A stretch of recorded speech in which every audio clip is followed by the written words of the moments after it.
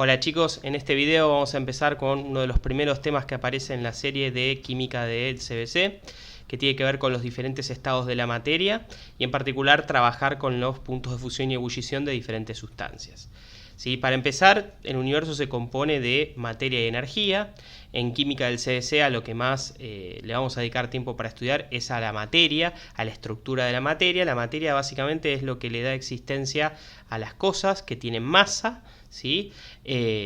Se puede presentar en diferentes estados. De hecho, este video va a tratar de los diferentes estados de la materia, y por más que a simple vista uno no lo sepa, no lo pueda percibir, la materia, vamos a decir, está constituida siempre por partículas divisibles, separables, ¿sí? Después veremos cómo llamarlas, y esas partículas, átomos, moléculas, iones, lo que sean, siempre van a estar en movimiento. Podrá ser más vigoroso, podrá ser apenas un movimiento de vibración, pero siempre van a estar en movimiento. Esta concepción del universo y de la materia que lo compone es lo que se llama teoría cinética de la materia. La idea de que toda porción del universo, toda la porción de la materia del universo, sacamos de aquí el análisis de la energía, está constituido por partículas. Por ejemplo, esto podría ser la representación de una mezcla gaseosa, como puede ser el aire, ¿sí? Y por más que uno con el ojo no llega a ver las moléculas de los diferentes gases que componen el aire, la teoría cinética de la materia te dice, ojo, más allá de que no lo veas, eso son partículas en movimiento. Algunas se llaman moléculas de tal gas, otras son moléculas de tal gas, otras podríamos decirle átomos de tal gas, pero en definitiva son todas partículas, ¿sí? En movimiento. En el caso de los gases, un movimiento muy vigoroso. Cada estado de la materia justamente tiene diferentes características, algunas de las cuales las podemos percibir con nuestra experiencia cotidiana, ¿sí? Pero siempre, sea en el estado en que se encuentre, vamos a hablar de partículas quizás que están una al ladito de la otra, quizás que están más separadas, pero siempre de partículas divisibles, en el sentido de que no es algo todo continuo, ¿sí? Por ejemplo, acá un vaso de agua, ¿sí? A simple vista se ve como si fuera algo continuo, pero en realidad, ¿sí? Algo un poco más cercano a la realidad sería esta representación donde lo que tenemos son muchas partículas de la sustancia agua, una al ladito de la otra, que al ser tan chiquititas no las podemos ya distinguir, pero que realmente existen de manera diferenciada, ¿sí? En el caso del agua serían esas partículas las moléculas de agua, ¿sí? Lo mismo los sólidos también, por más que a simple vista por ahí no podemos llegar a verlo, ¿sí? Los sólidos serían también la unión de muchas partículas, dependiendo del tipo de sólido, por ahí esas partículas recibirían el nombre de iones, ¿sí? Donde están muy quietitas una al ladito de la otra, ¿sí? Y que apenas vibran en su posición, ¿sí? De hecho, lo que tenemos representado ahí es un cristal iónico, así que sí, ahí sí serían efectivamente iones, ¿sí? Bien, después si quieren pueden pausar y ver este video, ¿sí? Este video es un video donde les muestran con animaciones los diferentes estados de la materia. Recomiendo que pausen el video este que están viendo y escriban este link en otra pestaña para poder también verlo. Es un video cortito, así que no tendría ningún problema. Bien, sí, la materia está toda conformada por partículas, pero se encuentra típicamente en diferentes estados, que son los típicos estados que han visto en la escuela, los más comunes, sólidos, líquidos y gaseosos, ¿sí? Acá tienen diferentes representaciones de una misma sustancia en los tres estados bien diferenciados, ¿sí? Cada uno de esos estados tiene sus características, eso después lo pueden repasar en alguno de los apuntes que tienen en el campus. Lo que nos vamos a meter de lleno es con los cambios, ¿sí? Ustedes saben que las cosas que son sólidas no siempre son sólidas, uno las puede transformar en líquidos, los líquidos los puedes transformar en gases, los gases los puedes transformar en líquidos y así sucesivamente, ¿sí?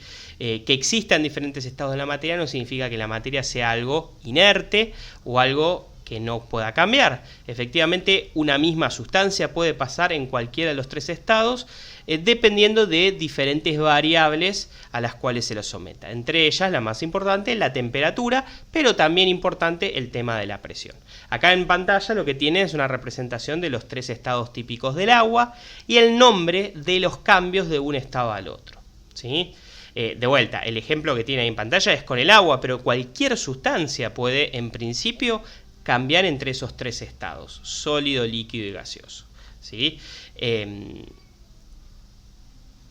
Cada uno de esos cambios va a recibir un nombre Eso a veces depende del libro. Hay algunos libros que usan volatilización, otros que usan sublimación inversa. Eso por ahí, dependiendo del autor, pueden cambiar, pero nosotros nos vamos a preocupar por dos cambios en particular, ¿sí? El de sólido a líquido y el de líquido a gaseoso, ¿sí? En particular con los nombres que tienen ahí marcados: fusión y ebullición. ¿Sí? Respecto del pasaje de líquido a gaseoso, también puede ocurrir por evaporación, que es un proceso superficial que ocurre a cualquier temperatura. Todo líquido, cuando no está en equilibrio con su correspondiente vapor, tiende a evaporarse. ¿Sí? No nos vamos a meter en ese proceso, sino que vamos a analizar el de ebullición, que el de ebullición es cuando un líquido a una temperatura específica, en todo punto de ese líquido empieza a haber la transformación de alguna de las partículas de líquido a gaseoso.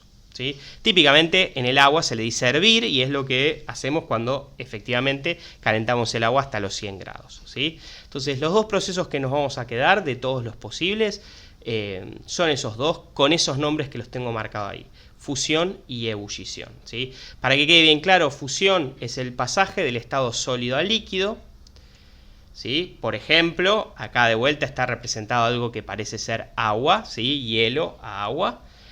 Con cualquier otra sustancia también puede ocurrir este proceso, ¿sí? No se queden, por más que las imágenes que uno consigue para representar siempre son con el agua, puede ser con cualquier sustancia, ¿sí? El etanol también puede pasar de sólido a líquido, el yodo, el cloruro de sodio o el cobre. Cualquier sustancia, sea el tipo de enlace que tenga, vos podés hacer que pase de sólido a líquido, ¿sí? Dependiendo de cómo manejás temperatura y presión. En segundo lugar, vemos la ebullición, es el pasaje del estado líquido al gaseoso. También la típica representación es con el agua, pero la verdad es que cualquier sustancia puede hacer ese cambio de estado, ¿sí? Es un proceso donde el pasaje ocurre en varios puntos del sistema, no solamente en la superficie, como sería el caso de la evaporación, y ocurre a una temperatura específica. Lo mismo la fusión. Cada sustancia va a tener una temperatura dada a la que van a efectuar el pasaje. Ahí vienen las próximas definiciones, justamente.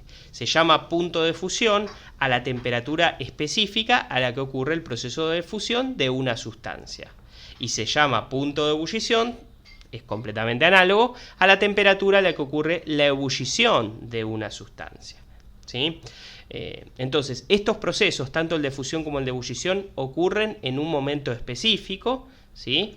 Va a depender de la temperatura y de la presión, y ojo, cada sustancia va a tener su propio valor, ¿sí? El agua hierve a los 100 grados, el etanol no, el etanol por ejemplo hierve a los 78 grados, y así con cada sustancia. Entonces, ojo, el punto de fusión y el punto de ebullición no es el mismo para todas las sustancias, va a depender de las características de la estructura de esas sustancias, y justamente va a ser una de las cosas que vamos a ir analizando en la serie 4, ¿sí?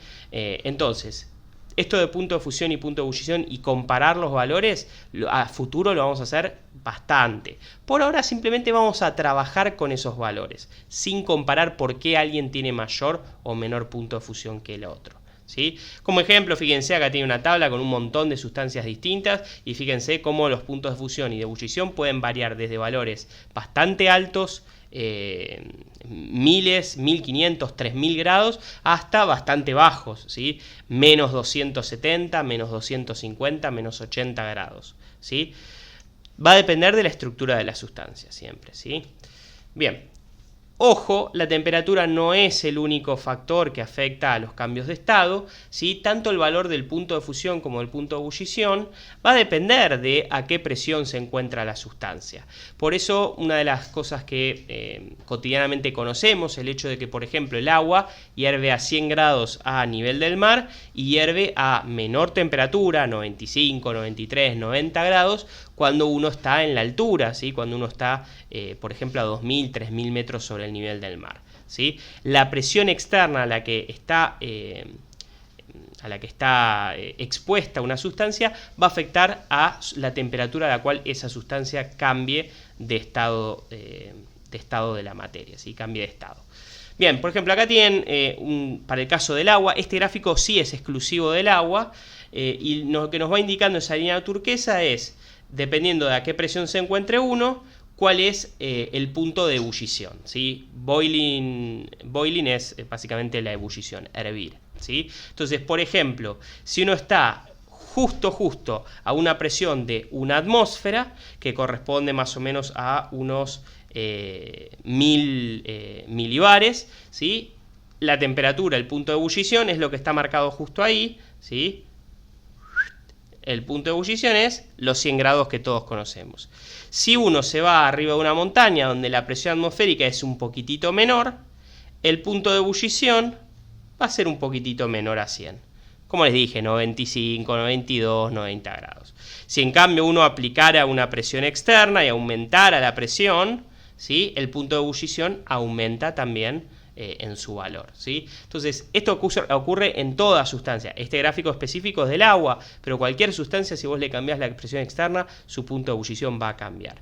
Y típicamente va a tener este comportamiento. A mayores presiones, mayor puntos de ebullición, o sea, mayor es el valor del punto de ebullición. A menor presión, menor el punto de ebullición, ¿sí? De hecho, un típico experimento es en una bomba de vacío ir bajando la presión externa y entonces agua que está a temperatura ambiente, supónganse a 20 grados, lograr que finalmente hierva, ¿sí? Para poder comparar entonces los valores de punto de fusión y de punto de ebullición, tenemos que comparar siempre a una misma presión externa, pues si no es como hacer trampa, ¿sí? O sea, para decir, esta sustancia tiene un punto de ebullición mayor que la otra, las dos sustancias tienen que haber estado medidos sus puntos de ebullición y de fusión a la misma presión externa. Lo típico es usar una única referencia, que es la presión atmosférica de una atmósfera, que es la presión típica a la que se encuentra una persona que está a nivel del mar sujeta a la acción de la atmósfera terrestre, ¿sí? Bien, por lo tanto, para aclarar a qué presión se mide el punto de fusión y el punto de ebullición, se le agrega la palabrita normal. Cuando uno dice punto de fusión normal, se está refiriendo a que se midió el punto de fusión a una presión atmosférica de 1 atmósfera, que es la presión, como les dije, normal que hay a nivel del mar, ¿sí? Y se denomina análogamente punto de ebullición normal cuando otra vez me dice el punto de ebullición a esa misma presión. En la guía, salvo que esté indicado lo contrario, todos los puntos de fusión y todos los puntos de ebullición que están puestos en los ejercicios son puntos de fusión y de ebullición normales, es decir, a la presión atmosférica normal. Bien, vamos más a lo práctico, vamos a lo que van a necesitar manejar bien para los ejercicios de la serie y para lo que serían los parciales, ¿sí? Suelen indagar sobre que también entienden el tema del punto de fusión y el punto de ebullición. Los típicos ejercicios es, vos estás a tal temperatura, decime en qué estado se encuentra esta sustancia, o al revés, a qué temperatura habría que poner esta mezcla para que todo esté líquido, para que tal componente esté sólido y el otro esté gaseoso, y cosas por el estilo, ¿sí? Por ejemplo, ahí tienen el ejercicio 2.3 de la guía 2020, ¿sí? Fíjense, les dan los puntos de fusión, y les pide a tal temperatura indicar en qué estado de agregación están. También tiene los puntos de ebullición para saber si ya están gaseosos o no, ¿sí? O el ejercicio 2.4 también les da punto de fusión y de ebullición de dos sustancias y luego le dice, bueno, a tal temperatura los dos son líquidos, decime si es verdadero o falso.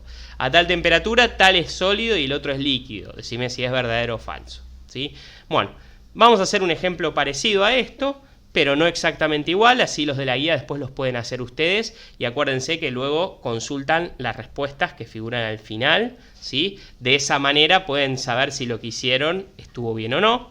Así que para no arruinarles uno de esos ejercicios que ya tienen la respuesta, les doy este ejemplo, entre comillas, inventado.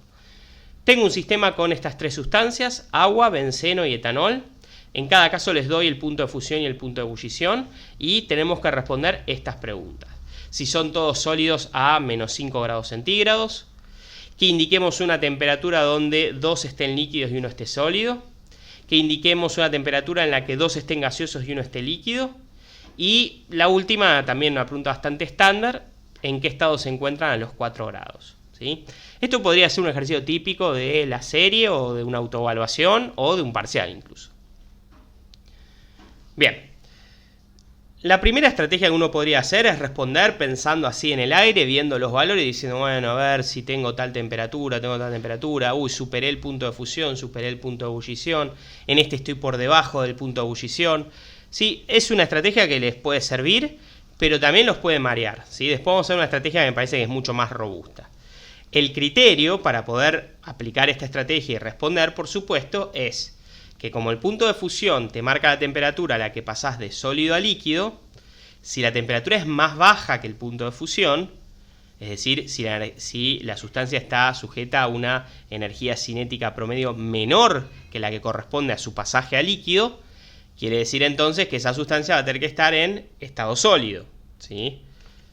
Por otro lado, si tenés una temperatura mayor que el punto de fusión, ya esa sustancia superó el umbral que necesitaba para pasar de sólido a líquido, así que en principio debería estar en estado líquido. Excepto que, ¿qué? Que después vos también tenés el punto de ebullición, que te marca el pasaje de líquido a gaseoso. Así que si la temperatura es mayor que el punto de fusión, pero también es mayor que el de ebullición, ahí ya debería estar gaseosa. Ya tiene tanta energía cinética que las partículas se van a separar y se van a transformar en estado gaseoso, ¿sí? La sustancia.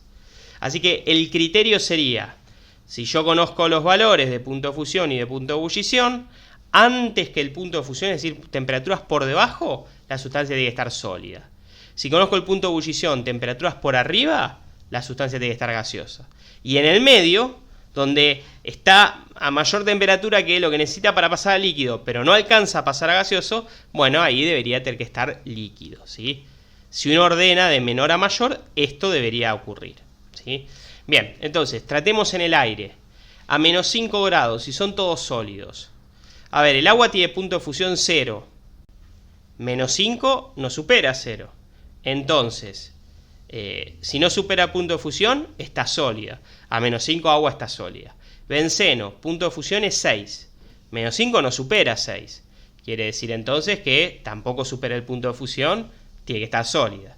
Y etanol, menos 114 el punto de fusión. Menos 5, ojo, son negativos estos números. Menos 5 sí es más grande que menos 114. Así que etanol supera punto de fusión. Quiere decir que ya no está sólido, está líquido. Entonces, ¿son todos sólidos? No. El etanol sería líquido.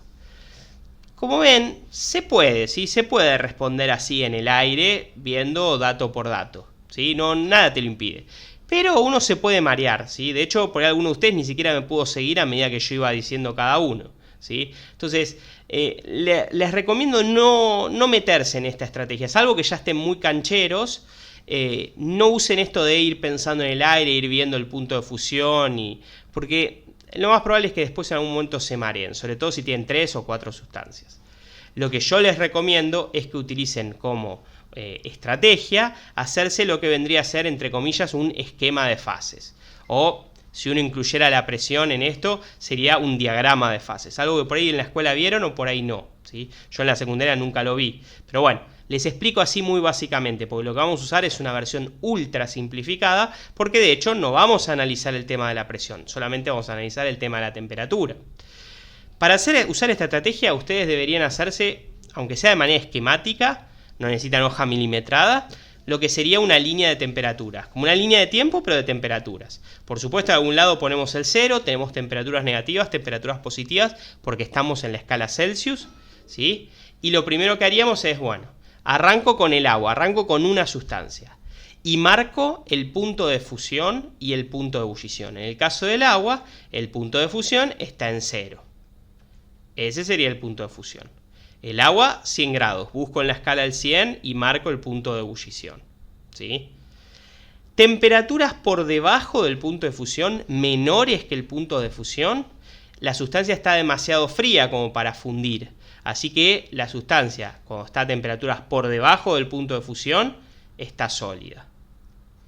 Temperaturas por arriba del punto de ebullición, la sustancia ya la calenté tanto que hasta superé el pasaje de líquido a gaseoso.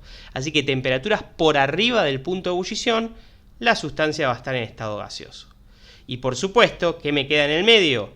Si ya superaste la fusión, pero no llegás a superar la ebullición, es porque la sustancia está en estado líquido. Y ahí me armé este rengloncito para el agua, ¿sí? Lo corro un poco más arriba para que no me moleste, lo dejo marcado como que eso es del agua. Vamos ahora con el benceno. Punto de fusión lo marco en la escala 6 grados. Punto de ebullición lo marco en la escala, ¿sí? 80 grados. Tengo el punto de fusión y punto de ebullición. Temperaturas por debajo, la sustancia todavía está sólida. temperaturas por arriba del punto de ebullición, la sustancia está gaseosa, ya hirvió. Y en el medio, líquida.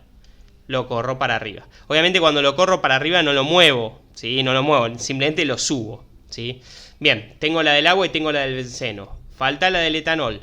Marco el punto de fusión, menos 114, ojo con los números negativos, ¿sí?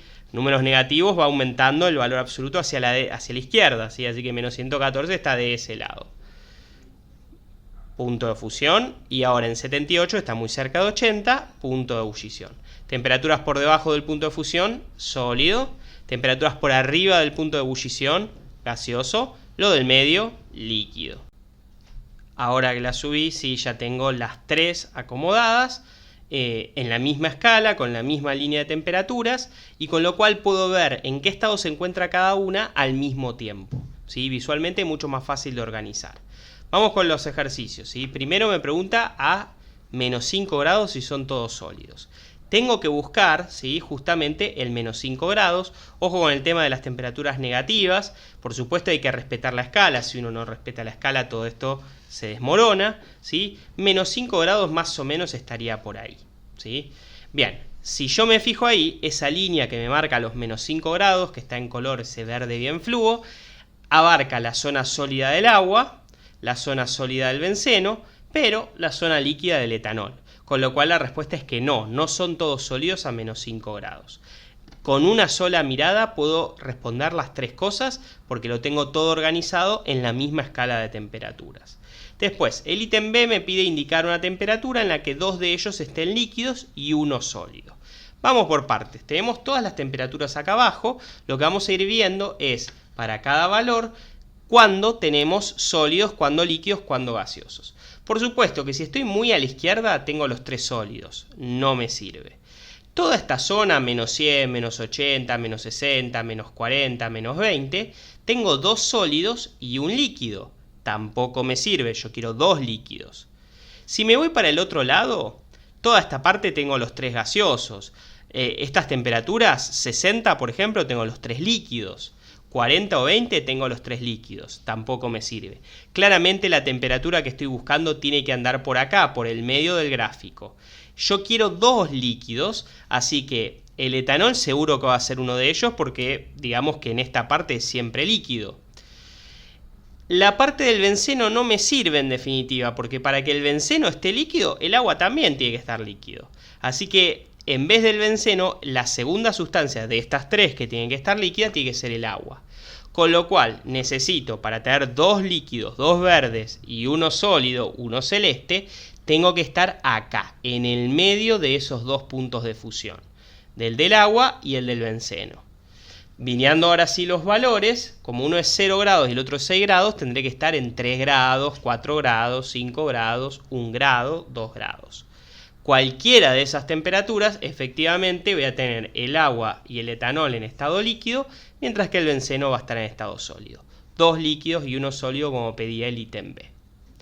Vamos al ítem C. El ítem C pide indicar una temperatura en la que dos estén en estado gaseoso y uno en estado líquido, ¿sí? Por supuesto la zona de la izquierda no me sirve porque hay sólido, esta zona del medio no me sirve porque son casi todos líquidos, me tengo que ir a esta parte de acá.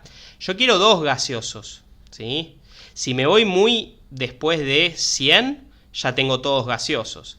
Si me voy antes de 70, tengo todo líquido. Para tener dos gaseosos, el primero que se transforma en gas sería el etanol en 78. Después viene el benceno en 80, ¿sí? A partir de 80, ahí esa zona me sirve, ¿sí? Porque a partir de 80 yo ya tengo tanto el benceno como el etanol en forma de gas, pero el agua todavía en estado líquido porque aún no hirvió.